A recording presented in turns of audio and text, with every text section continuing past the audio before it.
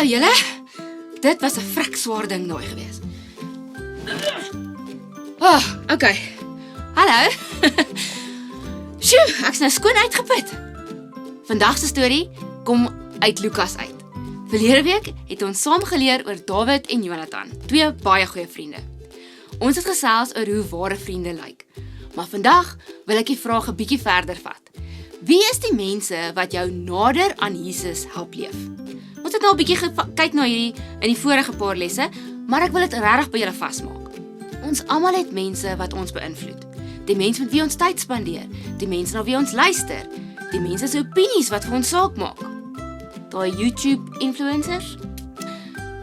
Daardie mense help ons of om nader aan Jesus te beweeg, of dit trek ons weg van hom af. In vandag se verhaal ontmoet ons 'n man met ongelooflike cool vriende.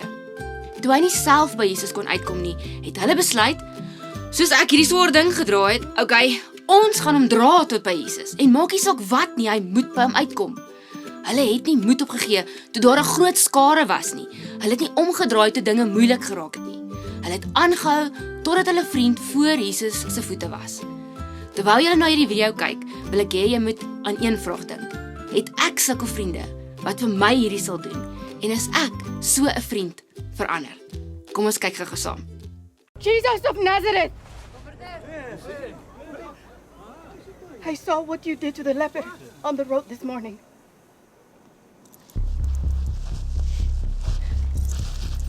My friend has been paralyzed since childhood.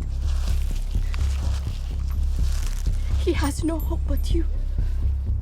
Please, do for him what you did for the leper.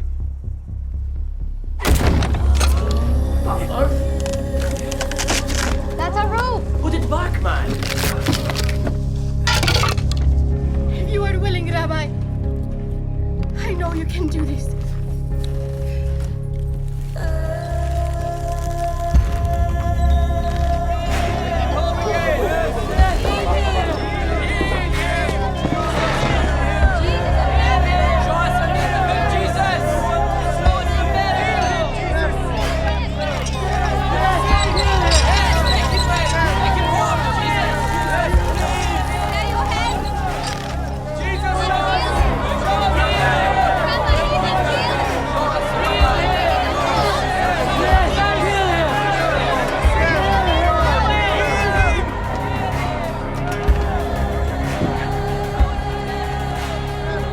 What you wanted. Get out your tablet at least.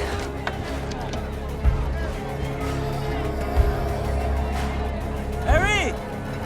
Is he in danger? I don't know. No, I don't think so. He's got room in there? Yes.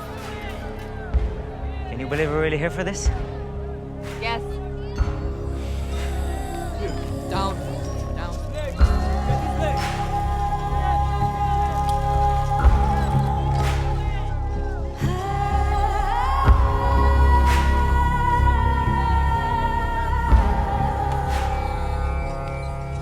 You! By whose authority do you teach? Answer me! If you are willing, Rabbi, you know you can. Hey, I'm talking to you! By whom do you teach? Certainly not the authority of any rabbi from Nazareth. Where did you study? Your faith is beautiful. Son, take heart. Your sins are forgiven. Who is this who speaks blasphemies? Who can forgive sins but God alone? Right. But I ask you, which is easier to say? Your sins are forgiven, or rise up and walk? It's easy to say anything, no? But to show you, and so that you may know that the Son of Man has the authority on earth to forgive sins.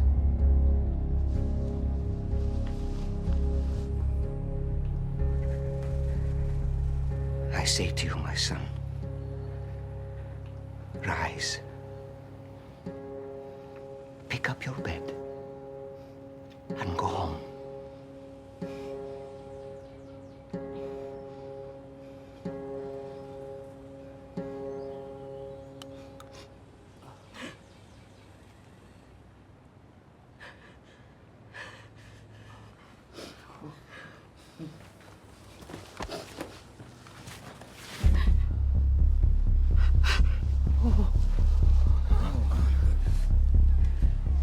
Easy does it.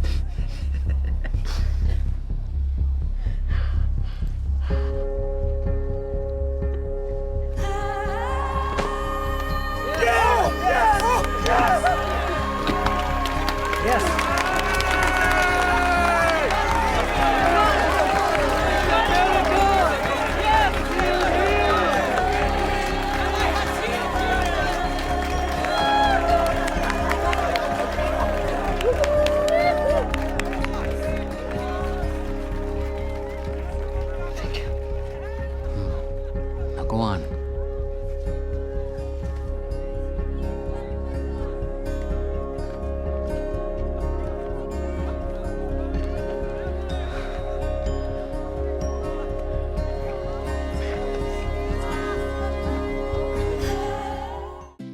Hierdie 4 vriende het waarskynlik gedink hulle grootste doel was om hulle vriend gesond te kry, sy liggaam. Maar Jesus doen iets wat niemand verwag het nie. Hy sê eers vir hom: "Vriend, jou sondes is vergewe." Daarna genees hy die man, help hom op en hy kon weer loop. Jesus wys vir ons almal dat ons grootste behoefte nie net 'n gesonde liggaam moet wees nie, maar vir hom is ons harte belangrik. Jesus kyk altyd eers na ons harte. Dit beteken nie die vriende was verkeerd om op sy liggaam te fokus nie, maar God kyk altyd dieper. As hulle moed opgegee het, die vriende nou, as hulle gesê het, dis te besig, dis te moeilik, hier's te veel mense, kom ons probeer eerder weer môre, sou die man dalk nooit by Jesus uitgekom het nie. Dit laat my wonder, wie is die mense en die vriende in jou lewe wat jou help om nader aan Jesus te lewe, maak nie saak wat nie. Wanneer jy moedeloos is, wanneer jy twyfel, wanneer jy dalk verkeerde keuses maak, wie is die vriend of vriendin wat jou herinner aan Jesus, God se woord en wat regtig belangrik is? En nog belangriker, is jy daai vriend vir iemand anders? God roep ons nie net om goeie maats te wees nie. Hy roep ons om mense te wees wat ander help om nader aan hom te wandel en te bly. Vandag in die klas gaan ons friendship bracelets maak. Dit gaan ons herinner hoe om 'n goeie vriend te wees en wat is die regte besluite en hoe kies ons goeie vriende. So, hê van en ek sien julle volgende week. Ek moet nou hierdie swaar ding verder geskuif. Sien julle volgende week.